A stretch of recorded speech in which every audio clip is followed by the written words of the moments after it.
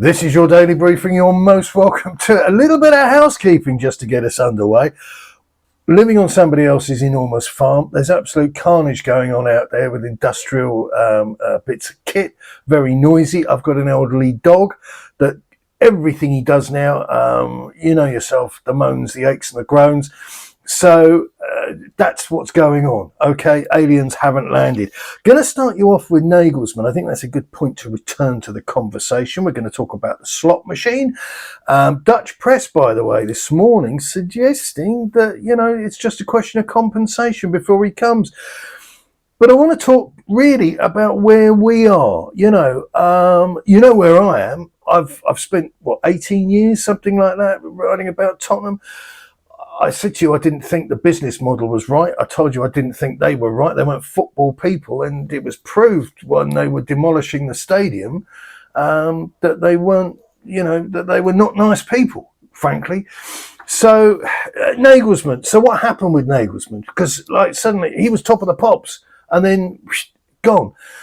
Spurs were talking to him for weeks. They had 3 meetings. Now, this is my default position on a lot of things in life. I don't care. Huh? I don't care. So I don't care if they actually met him and they had coffee and they had bagels or whatever the deal was. They spoke with him. They had 3 instances of dialogue with him. And that comes from my really good source. And I'll come back to that in a few moments. I can't tell you who that is because it would set fire to the source. And that's the way sources work. So Nagelsmann, blah, blah, blah, blah, blah, blah, blah. And what did he do? No. He didn't get out a pen and sign. He started asking awkward questions. He wanted to know who was leaving because he'd had, an understanding of what had gone on before, that it hadn't worked for Mourinho, it hadn't worked for Conte. And he wanted to know which of these deadbeats he was going to be freed from. And he wanted to know who was likely to come in, what was the strategy there. And then worse, to compound this nuisance of a man, this wretched little German, he wanted written assurances in respect to budget and what his involvement was going to be in hiring and firing staff, which is clearly, evidently, demonstrably the number one problem at Spurs.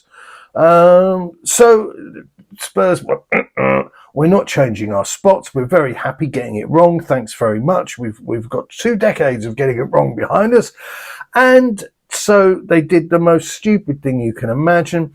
They hit send to all on their press list and said, I can't even remember what it was, but it was along the lines of, no, we're not spoken to him, but we have great respect for him.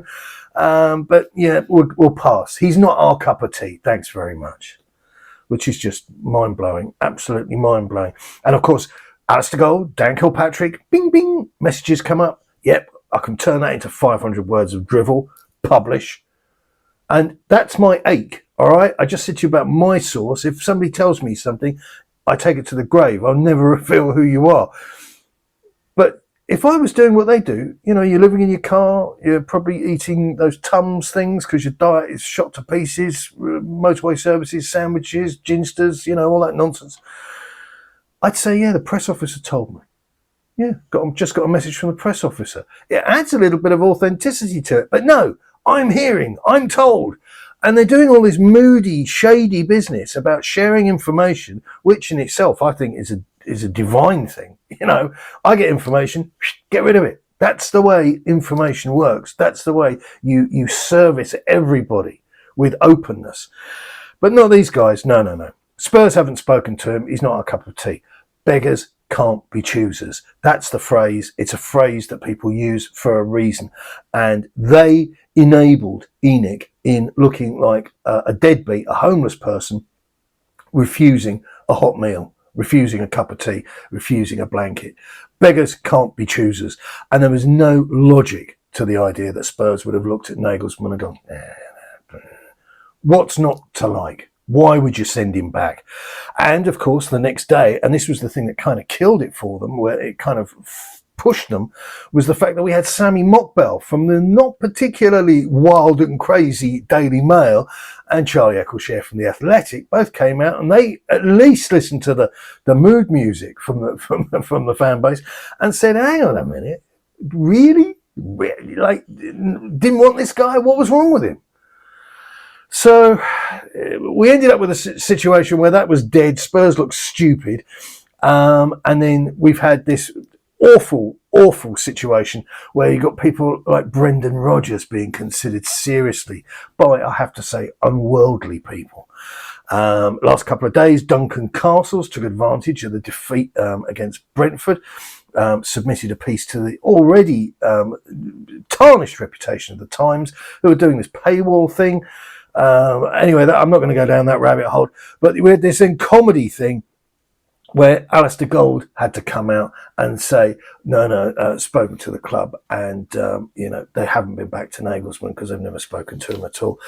So that's just ridiculous. And, we were rebuffed, there's no two ways about it, by a man who's a professional and was asking awkward questions, or as we call awkward questions in the real world, grown-up questions.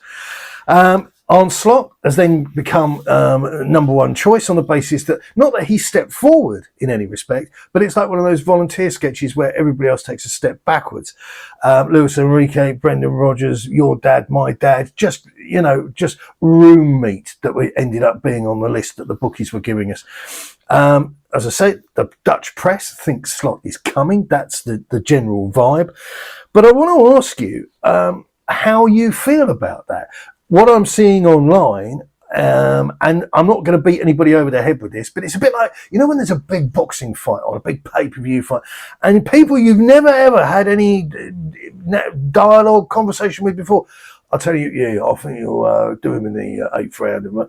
And suddenly everybody's got an opinion. Everybody's an expert on this guy. Everybody's watched every fight this guy's had since he was a teenager. And it's not true. People just jump on the bandwagon and go, oh yeah, I like Arne Slot. He plays fast, free-flowing, attacking football. Maybe he does. I don't know. I don't watch Dutch football. But what I don't do is comment on things I don't know. To which end, on my Substack, I had a look at Feyenoord, because there are certain things you can get from very limited information. And all you need is just to, switch your brain on. Couple of three takeaways from Feyenoord's season.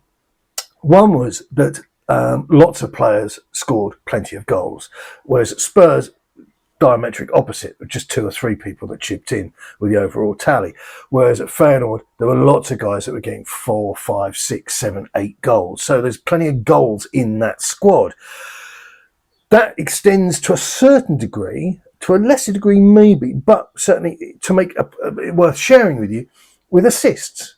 And that squad was, I would say, a bit more creative as well than the Tottenham squad. And we know, because we don't have any attacking midfielders, that we haven't been particularly creative last season, the season before that.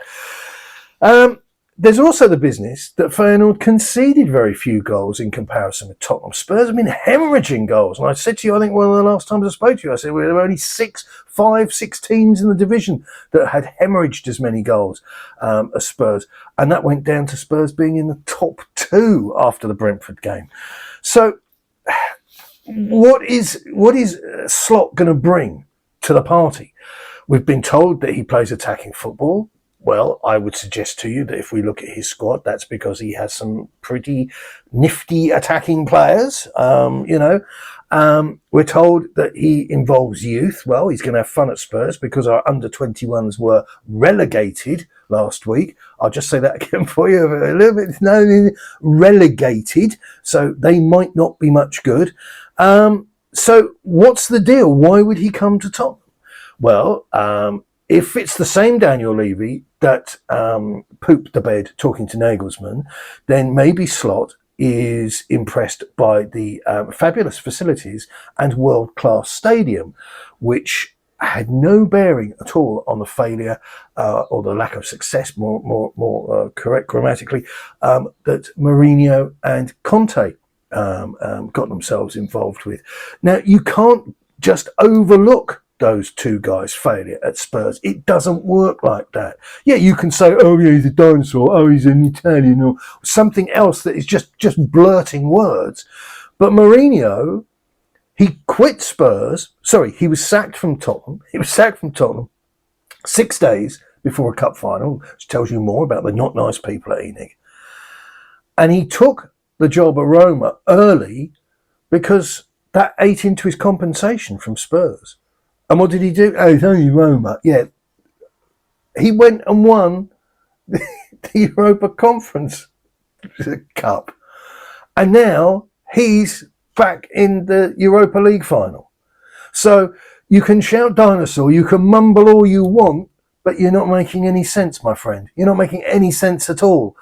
And Conte, I'm confident, will be back. Confident he will be back. So I'm sceptical about what Slot might be able to bring us with our existing squad. And I've got to say this to you again. I know 99% of you are high achievers, overachievers, intelligent people, but some of you are as thick as mints. The turning circle of a Premier League football club is really slow.